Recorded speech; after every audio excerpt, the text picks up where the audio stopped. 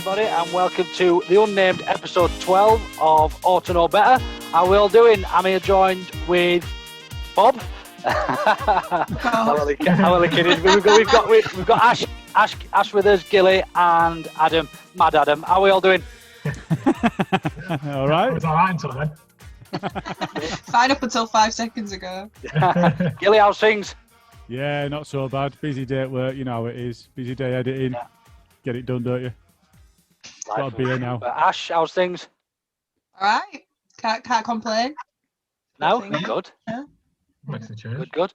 Oh, God. So we we usually start the episode with a predictions, but unfortunately the only person who works in IT on the podcast has managed to do something wrong or lose. Go on, I fucked it up. Basically, he's just fucked. He can't find him on one of his five laptops. So we're going to jump straight into a short discussion. It's already been covered in quite some depth over the last week or two on Brady and Coke, the after game reaction pod that we do. But yeah, we'll start with Leicester.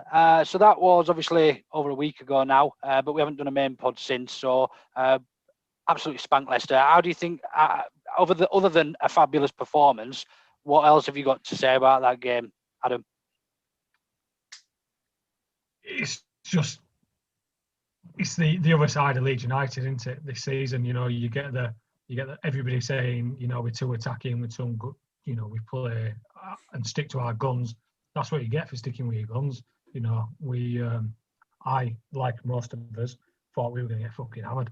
And when we went one down, I genuinely thought the worst was coming. But it was just a brilliant performance in the sense that, for me, that was the first time that I've seen us not deviate from the plan and actually grind out a result against a proper team. And for that, to anybody who says that Leeds need to change the style, you don't know what you're talking about, do you? Simple as that. Yeah. Brilliant performance. Brilliant individual performance. Yeah. That's something. Ash, can you remember much about the game? I know it's a bit of a while ago, but you were the first. You were the first one to point out who the first goal scorer was when we were talking just before the show started. So how do you think that performance sort of equates to how we've been performing previously? Well, to me, that was like our standout performance of the season so far. Like, I loved it. I thought I went into it confident, but I wasn't actually really confident. It was like a fake whole like charade or whatever. But then we absolutely aced it. Like when they scored first, like Adam, I were a bit like, oh, is this it now? But then no, we nailed it, aced it. Yeah. Pretty much a typical Leeds outlook, isn't it? We go into every game expecting, because we're Leeds, we expect to win every game.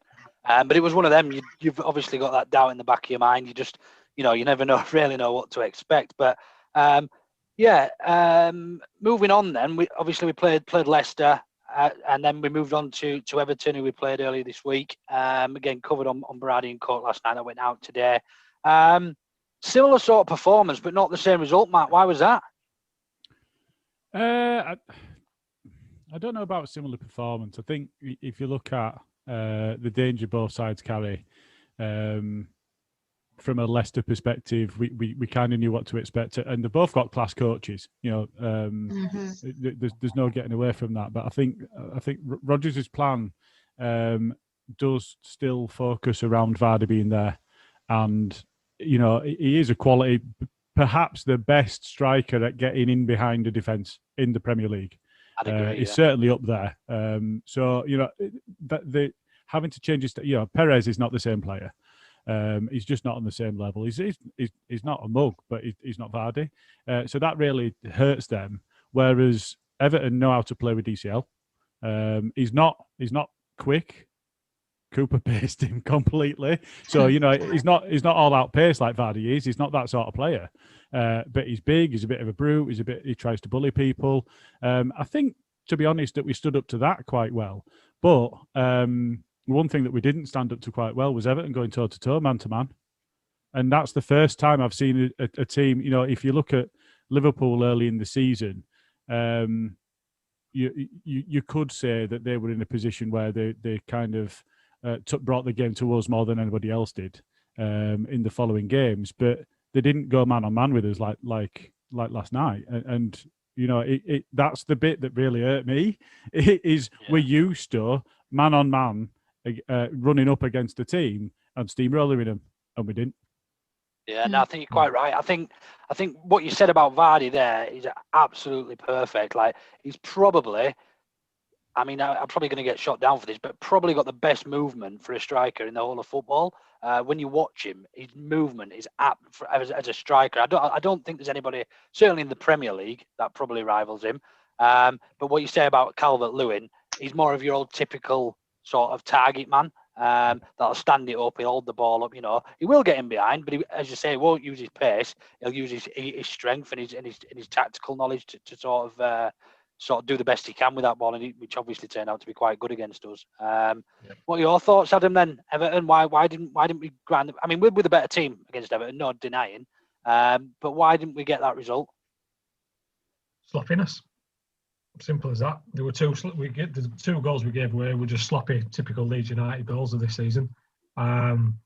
Second half, one of the best halves of football I've seen. If I was a neutral fan, or if an alien came down and said, like, what's Leeds United about? I'd say, fucking watch that 45 minutes. Mad Adam's just got madder. Yeah, he's fucked.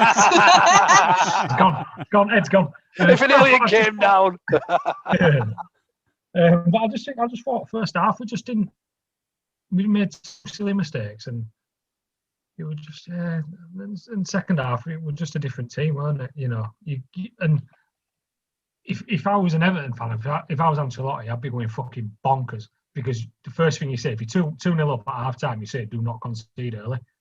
That's it. If you're Bielsa and you lead, you go, right, we're going to score in the first 2 minutes, and that's the difference in mentality in teams. Yeah. And I think Ancelotti, being a very defensive coach, said, like, let's shut up shop. And Bielsa said, fuck it, let's go for it. Yeah. We've got the players to do that and hurt teams, but we can't, and I've said on numerous pods, we can't give teams 2 goals. We can't be chasing the game all the time. So that's why we didn't get it. Yeah, one thing I'd just like to add to that. Yeah, exactly that. What I was going to say, their keeper deserves a lot of the plaudits, to be fair. Yeah. The saves he made in that second half, unbelievable. Like, I mean, I think I'd Pickford actually been in. I'm going to say he did fucking Pickford. Had England's number 1 being in net, we'd have probably won that game by 2 or 3 goals. I don't know if you heard the after match pod yet, but the Everton fan Elliot that came on the pod said exactly the same thing. Said we'd have won that if they'd have had Pickford in net. Mm-hmm. Yeah, even when Norway's number 3 or something stupid, and that's how bad. Swedish, isn't he? Swedish. No, he's played over 40 games for him. He has turned out for him. Yeah. He's from Roma, isn't he? So, he's not a mug, but he's not a mug. Pickford plays for England. Number 1. Yeah. Less said about that, the better. Yeah. So, anything else to add to those 2 games, Ash, before we move on swiftly? I mean, I missed quite a bit of the first half because I was stuck in a car with a Scum fan who was rubbing it in lovely. Yeah, big oo, especially after they won. And then second half, I was scratching my head, like, because obviously I didn't see much of the first half, and then we played like amazingly in the second half, and I was sat there thinking, what the fuck? Yeah. But, hang on a minute, the Scum won. Nobody mentioned that. Yeah, whoa. Let's keep it that way. We don't talk about them. This is a Leeds United podcast. Yeah, no, I think if like yourself, Ash, if you only got to see the second half of that game, you would be sort of screwing your face up and saying, "How the fuck is this 2-1 to Everton?" Really confused. But yeah, the first half was a lot looser. Was sort of a little bit more open, a little bit sort of lapsy. I just think the 2 mistakes that we made cost us goals, whereas the mistakes they made we didn't capitalise on. It felt very much like a championship game last season where we were all over every team, but just couldn't quite sort of get over the line and get the win. Right. Yeah. Sorry. Go on, Adam. Sorry. Sorry, mate. I'm just going to go not on a mad Adam rant, but I'm just going to say this zonal marking thing is fucking terrible, and we just need to get it ironed out. I don't know who our defensive coach is at this point, but it doesn't. It's just not working, is it? Come on, let's yeah. Every time we get that's every fair. time we get a free that's fair. However, what I would say is, given that Cooper and Stroik are probably going to be our third and fourth choice centre backs next season. They're doing a damn good job for filling in for Koch and Llorente. Yeah. You know, at Premier League standard, you got how old Stroik is 21, 22. I think. And 21. then you got Cooper, who's like honestly gets overtaken by slugs when he's walking to the shop. He but not Dominic Calvert-Lewin. But not Calvert-Lewin, yeah. But yeah, no, I think the standard in. I don't against us though. Yeah, I think some teams it works. The zonal. I mean, that worked against Everton. We just made 2 mistakes, and it was simple as that. But against other teams like Scum, it just didn't work at all. So yeah. Anyway, moving on. Next section of the show is usually done by Smarty, who unfortunately was on Brady and Coke last night, so he's not been able to join us tonight. He can't handle 2 nights on the beer in a row, apparently. So I'm going to look after that part, and we had 4 different outcomes. Yeah, what an absolute badge. We had 4 choices of outcomes, and believe it or not, we had 2 finish with 30%. Now, one of them was shite pundits, and the other one was Dallas's best position. Now, I'm going to fuck the shite pundits off because I'm hosting tonight, and the shite pundits, everybody knows that they're all shite anyway. So yeah, we're going to just go and have a chat about Dallas's best position. I'd like to start with you, Ash. What do you think Dallas's best position is? Why? And what evidence have you got to support that? Not that you're in court or anything, but you need to support it. I don't know, citation needed. Yeah, literally, like fucking hell, I'm pulling out like a big essay. Honestly, when he signed for us in didn't he sign as what do I want to say? Left mid? I don't know. When left he signed left winger, left or right mid, either way. He was a winger. He signed from Brentford as a left winger. Yeah. Yeah. Well, anyway, when he signed for us, and then he's played in so many positions, and he's just so versatile. Like I genuinely don't. I can't sit and think about what position that I prefer him in because he's fantastic in them all. And when Beckford did his interview or when he spoke about him, he said that he's like the glue that holds us together, and he is. And I think that's why Bielsa rates him so highly, because he plays for the team. He doesn't play for himself. He don't care where he is or what he's doing. He wants to play and he wants to try his best and support the lads in any way he can. And you can just tell. You just tell he loves football and loves Leeds United, can't you? Yeah, literally bleeds for us. Yeah, he's fantastic. I don't know what Gilly thinks, but literally for me, I can't sit and think of a specific position which I'd prefer him in. I just want him in the team, regardless of what position it is. If we signed a lot of players in the summer, that was to make us, I don't know, European places challengers, and you still had to find a place for Stuart Dallas. Where would you put him? I don't know. Because he is fantastic. You cannot miss him out. I totally agree. Joe, Gilly, go on. You just take the stage. Let me have a think. Come on. Yeah, we'll come back to you. We'll come back to you, Ash. So I think there's 2 different questions in there. There's what's his best position, and you asked what's your preference, and there's 2 different things. So in terms of his best position, I'm not sure that we know, and the reason I say that is we play with such a fluid approach to the entire game that he doesn't stay in one position anyways everywhere. One thing that I think where he gets his most freedom is as a wing back, and actually that's when I've seen him really excel. He's a very good and versatile player all the time, but he really excels as a wing back because when there's that extra centre half behind him, and obviously Calv drops in quite often, but if we've played with 3 centre backs and Calv, it just gives him freedom to go wherever he's needed. But I like him at left back because he's a very intelligent footballer. And the reason I like him at left back is you can see that because Alioski is just that bit mad, that Harrison doesn't quite play as well as he does when Dallas is behind him.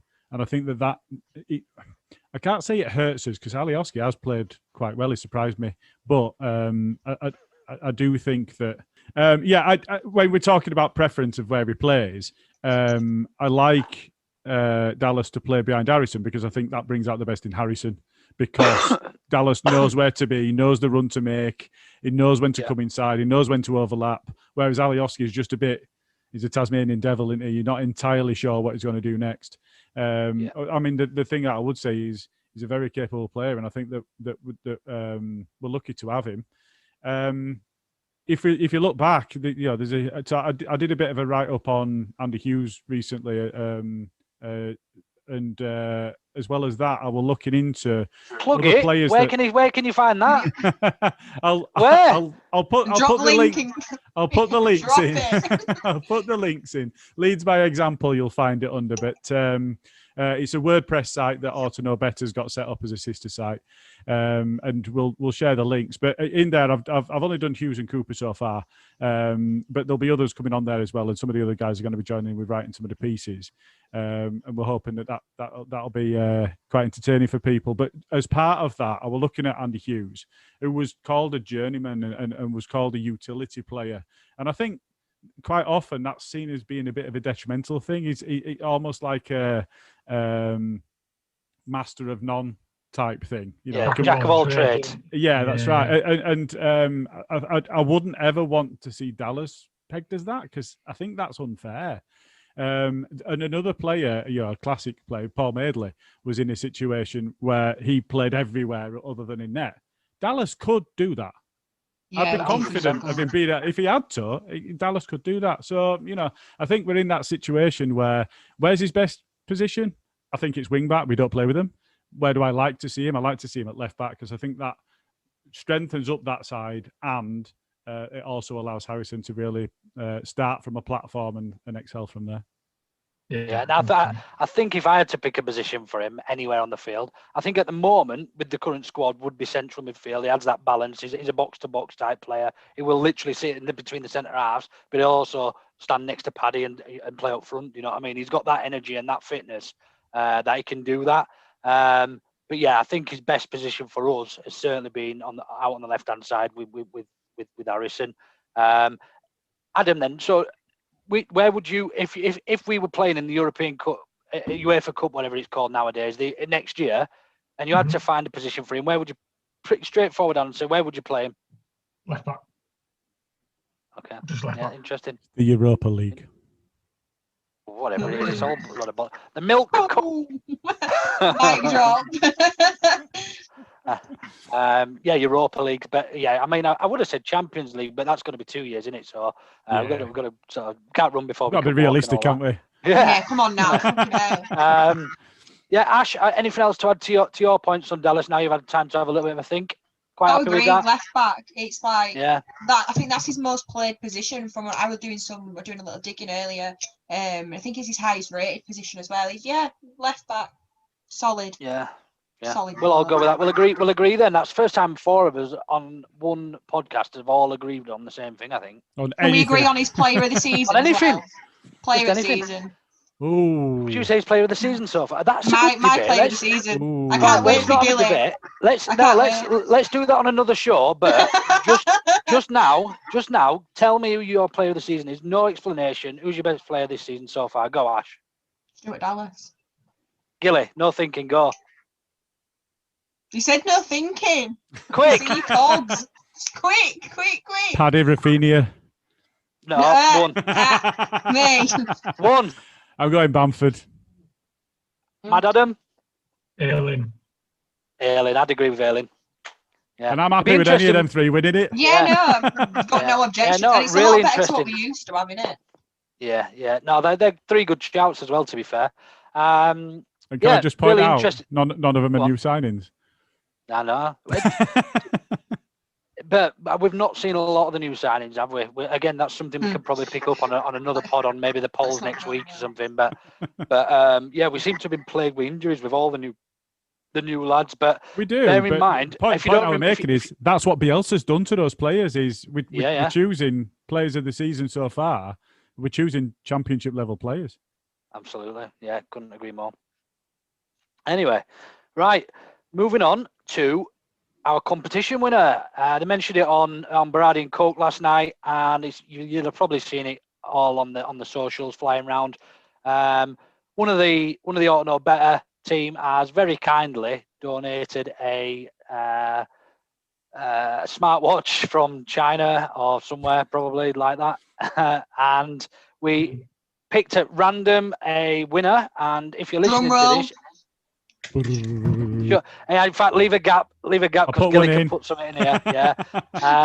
And the winner is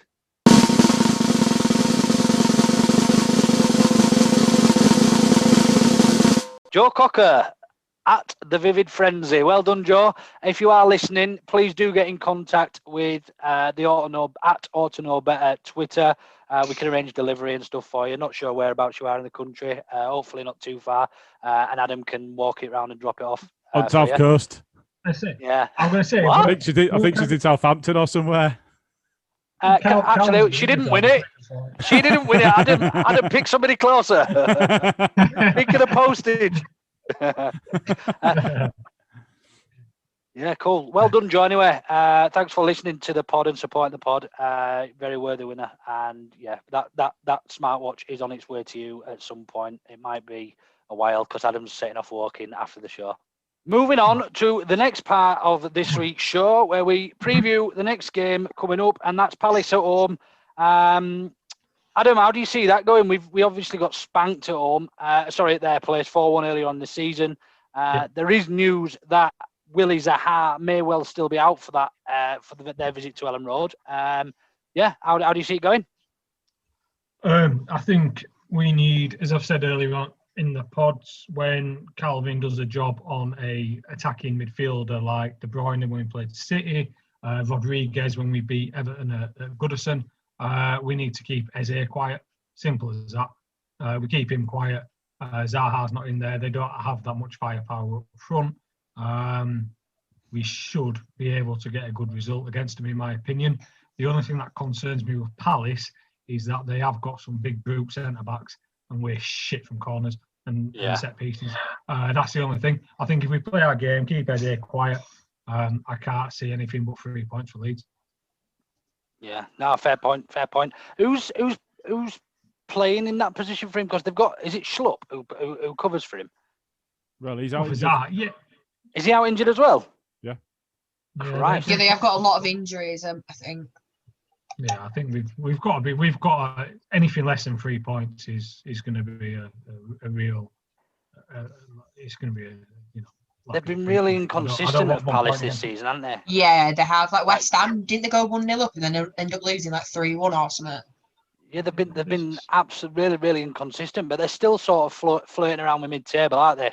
Similar. What position are they in? Are they 12? They're on the same points as us, 13th. Yeah, they are. They're really close. But they said we're both on 29. But they're behind us on goal difference, are they? Yeah. Or are we behind them on goal difference? No, they're behind us.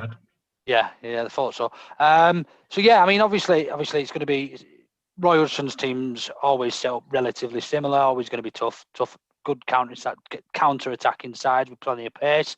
How do you see it going then, Matt? What do you think we've got that's going to be different to the game where they absolutely gave us a scene to earlier on in the season? Well, I mean, if Zaha's not in, that's a massive miss for them. I think it's still in question as to whether he's missing or not. It's a hamstring and he limped out. Was it the Newcastle game? I missed. So if he's not in, then it'll be a different proposition for them. They've still got some decent players, but I think that what we can do, and it comes back to the conversation we had around Dallas, is McCarthy and MacArthur are both out for them. And they played centre at Park, obviously. And I think because they're out, if Zaha's out as well, what normally they would play through the centre and they would then go out to the wingers. And if they've only got the one dynamite winger, I mean, Zaha and Eze are both very, very good players at this level. If they've only got one of them and they don't have the standard mainstays in central midfield, it's almost a situation of, do we try and play through the middle rather than playing to the wings like we usually do? If you looked at the stats of the attacking thirds from Leeds the other night, or last night, then I think at one point it was 39 down the right, 38 on the other side. And, you could see that's really where we were trying to do damage, is down the wings. What will they try and do is it's kind of difficult to really understand unless you know whether Zaha's out or not. But with their injury list, I know that we've got injuries as well. But we're kind of coping. I mean, I know we got beat by Everton, but we're kind of coping with our injuries. With theirs, it's not looking so great. So I'd hope that we can impress ourselves on the game. They played a low block formation before and hit us on the counter, and I think that we need to be wise to that. And I think we were against Leicester. If you looked at what happened against Leicester earlier in the season, and Leicester and Palace games came close together before as well, I think that what we really need to do is absorb a lot and have the ball, but potentially not try and be quite so dynamic with it and try and draw them out. Because if you attack a Hodgson side that's got a low block set up, he knows what he's doing. As Adam says, they've got some big bruiser defenders. Bamford's going to be in there on his own a lot of the time if we try and get there quickly. So it's almost about trying to pull them out and set it up so that we can hit them on the break. You know, we've got some fast wingers. We know we have. We've got some fast forwards. So it's about not just passing sideways on the edge of that final third, losing the ball and then getting hit on the break. And that's what will kill us if that happens. Yeah, it's almost like, to sort of echo what you said, we almost need to get them to. They're coming to our house, and we need them to play to our script. Really, if we start sort of playing to their style, we'll potentially be on the end of another hammering. Roy Hodgson's not daft. He's been around the block once or twice. He's tactically pretty sound as a manager, and he's not afraid to change things up to best fit him and his side. So yeah, I think you're quite right. We need to sort of set the script early on. Whether I see us playing a bit more narrow, I just don't see any of Bielsa's teams ever playing any narrower than we do. We hug the touchliners and cut in as inverted wingers, and I can't see anything different than that really. Ash, out to say on the Palace game, how do you see it going? Keeping my mouth shut. I'm on a Palace podcast and I used to speak to a Palace fan, so anything I say will come back and bite me in the ass. So my mouth is staying shut for now. But I'm quite wait a minute. confident. Let me just get that right. You'll go on a Palace podcast and talk about what your feelings are, but you won't say it on ours. Well, I'm quietly confident, but whatever I say will come back and bite me in the ass, won't it? I'm like the bad luck charm, bad omen. So yeah, I can't believe. I'm quietly confident though. I am quietly confident. Like Gilly said, they have got a lot of injuries, but I don't know. I think we can do it. I think the way that Hodgson sets his teams up he's got a certain style. Like Bielsa's got a certain style, and I just think, at Palace, we were still young into the season, and we were a bit naive, and we're seeing now by what we did against Leicester by not changing. The players are more experienced at the Premier League level. They know when to go and when to not attack, and you know what I mean. They just seem a little bit more intelligent now. And I think if Palace sit back and play the Hodgson style, we'll find a way to break them down. The only thing that I'm worried about is that if we have we pick up a couple of niggles during, in the lead up to the game, squad depth, we're a bit piss poor, in my opinion. And if it's 0-0 after 80 minutes, we haven't got any game changers to come on. That's my biggest thing. But if we just stick to what we've done, and we've shown it against Leicester, and we showed it to a certain degree against Everton, that if we stick to our style, we can outplay most of the, other than the elite top 14. We can outplay everybody. It's just whether we're intelligent enough as players and individuals at times. Because I think I've seen, in my opinion, a few players who have just Pablo, basically, last night when he came on, tried to do the Hollywood pass all the time, and we deviate from the plan a little bit when we're chasing a game. But if we can just do our thing, Palace will sit back. I think we'll steamroll them. Yeah, I really do. I'm really, really confident this is going to be a steamroller for us. I feel like it'll be a good indicator on how far we've come. I mean, I know they've got their injuries and whatnot, but it'll be good from see where we've come from to where we are now. Especially with the result, how it went last time. I feel like it'll be a good look at how far we've come. I think that's shaves his armpits. Yeah, I think what you say is, as long as what? Sorry, Bamford shaves his armpits so he's not offside next time.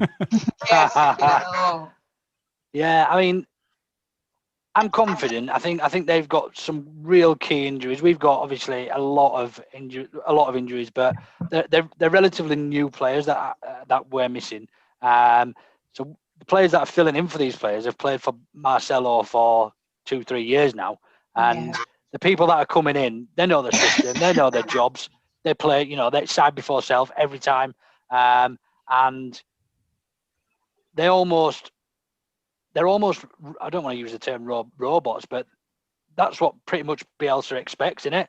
He expects somebody to come in a certain position and do a certain job. And I think that touching on what Gilly said, we have coped with injuries simply because of that, because we've got another 10, 15 younger players that know the system, know the style, know exactly what to do and when to do it when we are in a crisis, which I'd probably say we are in a bit of an injury crisis, given all but one of our summer signings are injured.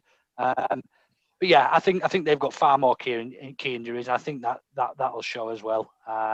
Just to expand on that point. So just to expand on your point of key injuries, if Zaha doesn't play, so he's got 3 times as many goals as any other player in their squad, and he's not even in double figures. He's got 9. So that's massive for them. If he's not in their side, that's massive for them. Yeah. I mean, just looking at their recent results, they're in a bit of form. They beat Newcastle and Wolves last 2 games, and then they hadn't had they're both shit. I was going to say, like, come on. They are shit, but let's not try and hype them up too much.